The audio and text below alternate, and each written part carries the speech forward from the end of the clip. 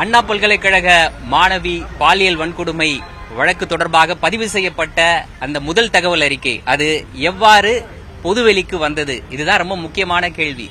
இந்த கேள்வி தொடர்பாக அல்லது இது குறித்து விசாரிக்கிறேன் என்ற பெயரில் நீதிமன்றத்தால் அமைக்கப்பட்ட சிறப்பு விசாரணை குழு பத்திரிகையாளர்களை விசாரணை என்ற பெயரில் அழைத்து அவர்களிடம் காது கொடுத்து கேட்க முடியாத அளவிலான பல கேள்விகளை அவர்கள் எழுப்பியது நம்மிடம் மிகப்பெரிய அதிருப்தியை ஏற்படுத்தியது. நம்மை அச்சுறுத்தக்கூடிய வகையில் இருந்தது. குறிப்பாக பத்திரிகையாளர்கள் அவர்களுடைய தொழிலை செய்ததற்காக அவர்கள் மறைமுகமாக பழிவாங்கப்படுகிறார்களா அப்படின்ற ஒரு எண்ணம் கூட நம்மிடம் எழுந்தது.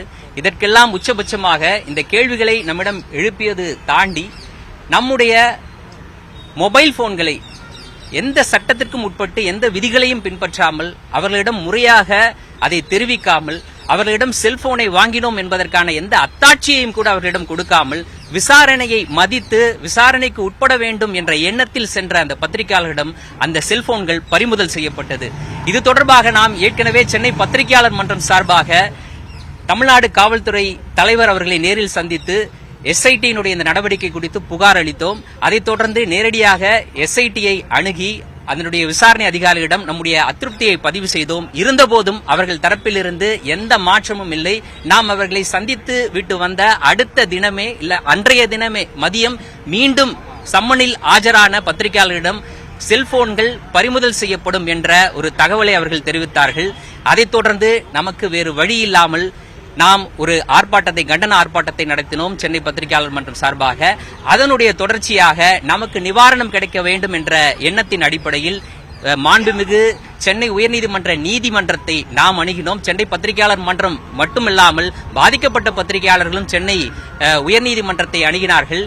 நாம் முன்வைத்த கோரிக்கை என்பது விசாரணை என்ற பெயரில் நம்மை அச்சுறுத்தக்கூடிய வகையில எஸ்ஐடி இது போன்ற கேள்விகளை எழுப்பக்கூடாது. எந்த சட்டத்துக்கும் உட்படாமல் நம்மிடமிருந்து பெறப்பட்ட அந்த மொபைல் போன்களை திரும்பி தர வேண்டும். அதேபோல் இனி ஆஜராகக்கூடிய ஒருவேளை அவர்கள் விசாரணை கழிக்கும் பட்சத்தில் இனி ஆஜராகக்கூடியவர்கள் கண்ணியத்தோடு நடத்தப்பட வேண்டும். தேவையற்ற கேள்விகள் கேட்கப்படக்கூடாது. அவர்களுடைய மொபைல் போன்கள் பறிமுதல் செய்யப்படக்கூடாது என்பது உட்பட பல்வேறு கோரிக்கைகள் அந்த மனுவில் முன்வைக்கப்பட்டது. அந்த மனு இன்று மாண்புமிகு நீதிபதி அவர்கள் முன் விசாரணைக்கு வந்தது. நீதிபதி இளந்திரையன் அவர்கள் முன்பு விசாரணைக்கு வந்தது. இந்த விசாரணையின் போது நாம் தொடர்ந்து பொதுவெளியில் எழுப்பிய அதே கேள்வியை நீதிமன்றம் இன்னைக்கு எழுப்பியது. அதான் ரொம்ப முக்கியமான ஒன்று. இந்த எஃப்ஐஆர் எப்படி பொதுவெளிக்கு வந்தது? அதை பத்திரிகையாளர்கள் செய்யவில்லை. பொதுவெளிக்கு எப்படி இது வந்தது? காவல்துறை தரப்பிலிருந்து தான் இது பொதுவெளிக்கு வந்திருக்கின்றது. காவல்துறை தான் அவர்களுடைய அந்த சிசிடிஎன்எஸ் என்று அழைக்கப்படக்கூடிய அந்த போர்ட்டல்ல அவங்க அப்லோட் பண்ணாம அந்த விஷயம் வெளியில வர்றதற்கான வாய்ப்பே இல்ல.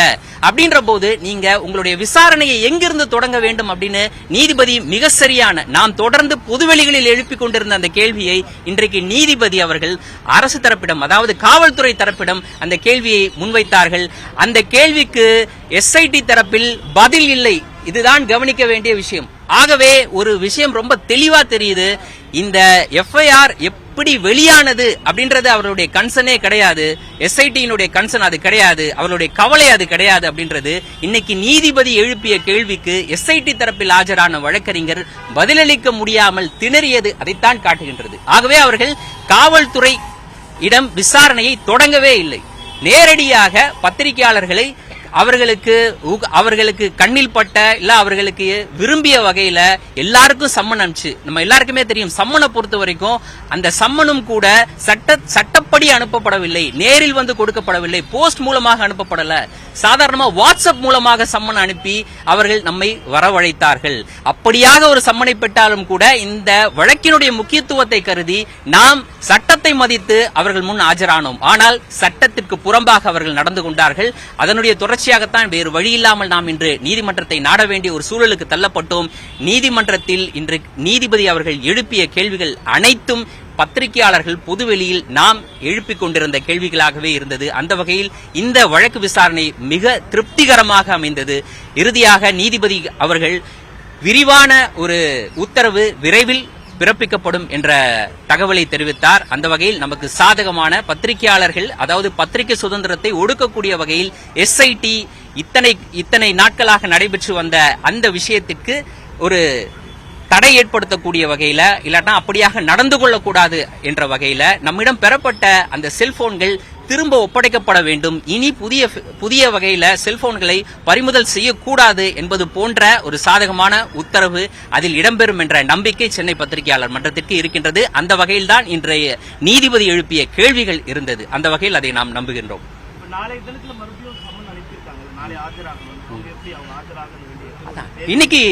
இன்னைக்கு ரெண்டு விஷயம் குறிப்பிட்டாங்க நீதிபதிகளை பொறுத்த வரைக்கும். நீங்க விசாரணைக்கு ஆஜராகணும், அதாவது ஆஜராகணும்னா ஒத்துழைக்க நீங்க தயாரா இருக்கிறீங்க. நாங்க ஏற்கனவே சொல்லிட்டோம், பத்திரிகையாளர் தரப்புல ஆஜரான வழக்கறிஞர்கள் ஏற்கனவே சொல்லிட்டோம், பத்திரிகையாளர் மன்றத்தின் சார்பாக ஆஜரான வழக்கறிஞரும் சொல்லிட்டார். அது விசாரணைக்கு ஆஜராவதற்கு பத்திரிகையாளர்கள் தயக்கம் காட்டவில்லை. அதனால்தான் நீங்க வாட்ஸ்அப்ல சம்மன் அனுப்பிச்சாலும் கூட நாங்க விசாரணைக்கு ஆஜராகணும்.